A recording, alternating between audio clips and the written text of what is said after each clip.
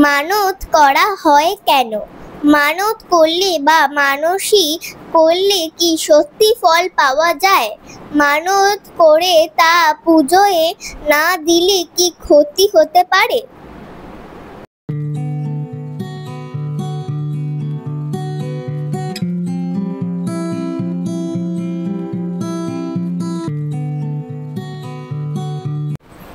একটি প্রশ্ন এসছে, প্রজ্ঞা বলছে যে মানত করা হয় কেন? মানত করলে বা মানসিক করলে কি সত্যি ফল পাওয়া যায়? মানত করে তা পূজায় না দিলে কি ক্ষতি হতে পারে? কেউ একটা মানত করেছে এবং তারপর যদি সে সেটা না দেয় তাহলে কি ক্ষতি হতে পারে? তো প্রথম কথা হচ্ছে যে মানত করা হয় কেন। সহজ কথায় বললে এটা হচ্ছে একটা ট্রেডিং। আমি কিছু দেব, তুমি কিছু দাও, এর বাইরে আর কি হবে? যে আমি বিপদে পড়েছি, জগতের কোনো বিপদই তো চিরকাল থাকে না, কখনো কেটে যায়, কখনো আসবে। হ্যাঁ, সুখ দুঃখ বিপদ আপদ এগুলো তো সবসময় পর্যায়ক্রমে চলে।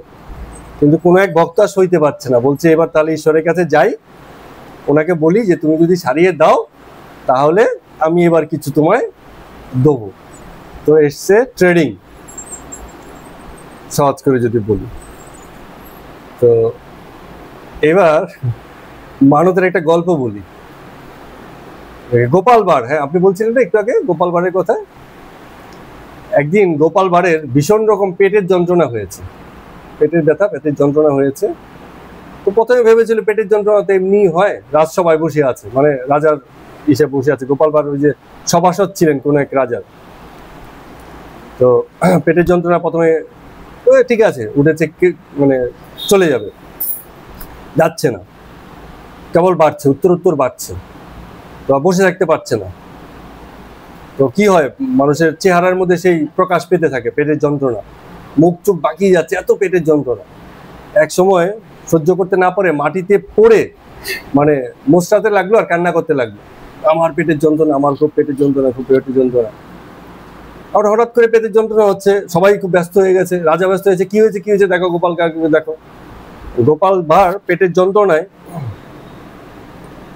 মানে ইসে করতে করতে ঈশ্বরকে ডাকছে, বলে ঈশ্বর আমার পেটের যন্ত্রণা হচ্ছে, তুমি কমিয়ে দাও, ঈশ্বর ঠাকুর আমার পেটের যন্ত্রণা কমিয়ে দাও, তোমার কাছে জোড়া পাঠা বলি দেবো। ঠিক আছে, খুব করে বলছে, খানিকক্ষণ বাদে পেটের যন্ত্রণা কমে গেছে। ঠিক আছে, এখন বাহ ভালো হয়ে গেছে। তো গোপাল ভাঁড় গিয়ে তার আসনে বসে গেছে, সব সহজ স্বাভাবিক, সবাই ভাবছে যে খুব ভালো হলো। রাজা তো ইয়ার্কি করতে ছাড়বে না, বলে গোপাল ভাঁড় তোমার পেটের যন্ত্রণা হয়েছে, তোমার তো খরচা পড়ে গেল, 2 পাঁঠার বলি কিন্তু তুমি মানত করেছো, 2টো পাঁঠা বলে দিতে হবে।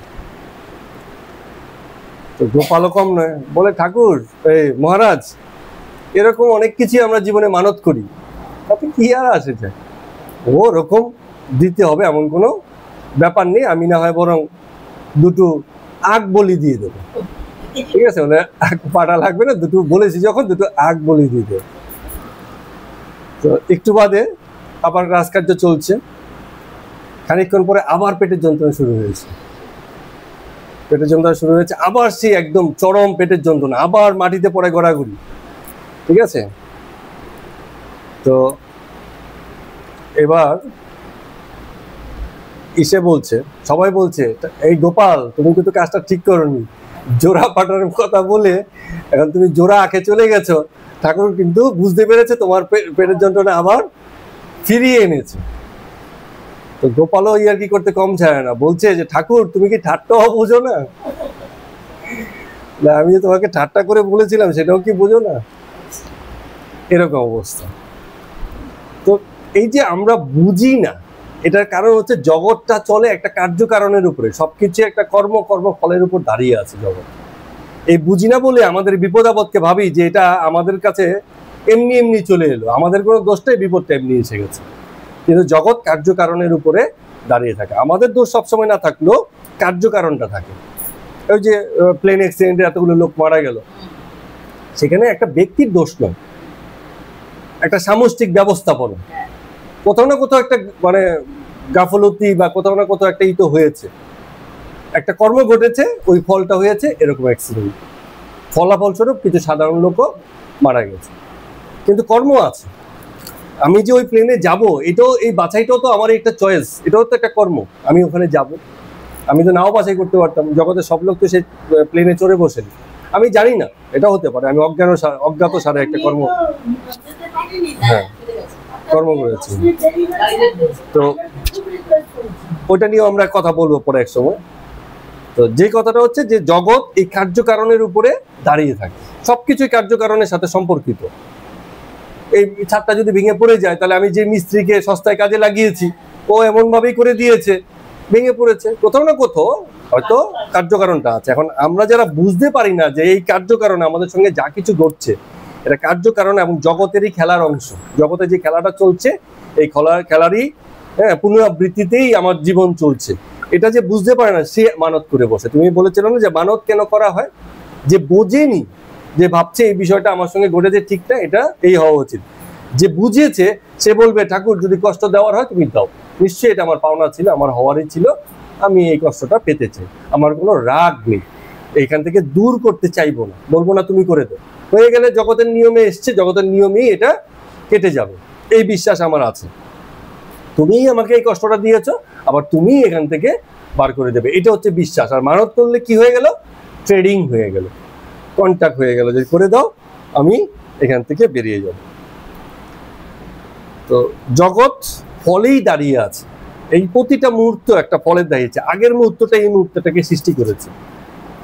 আমি টান টান করে রেডি হয়ে বসেছি বলেই তো পাঠটা হচ্ছে, ওই আয়োজনটাই আজকের এই মুহূর্তের আয়োজন, এই প্রশ্নগুলো আগে এসছে বলে এই মুহূর্তের উত্তর দেওয়া, তার মানে সবকিছুই আগের মুহূর্তটা পরের মুহূর্তটাকে সৃষ্টি করছে।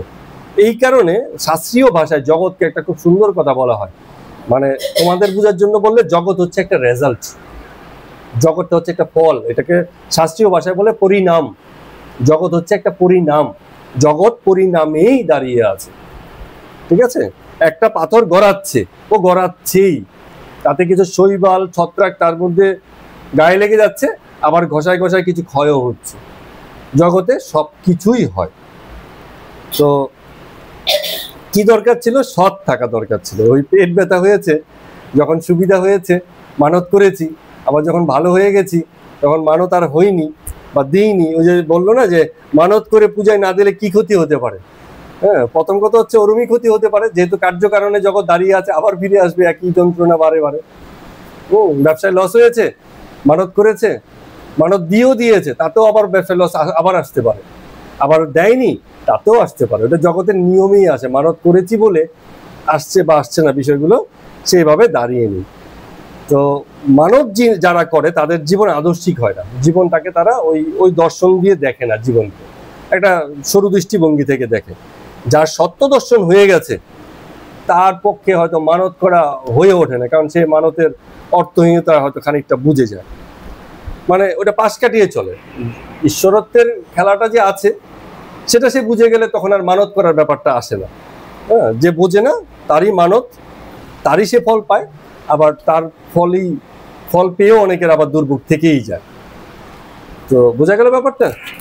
ঠিক আছে, ধন্যবাদ।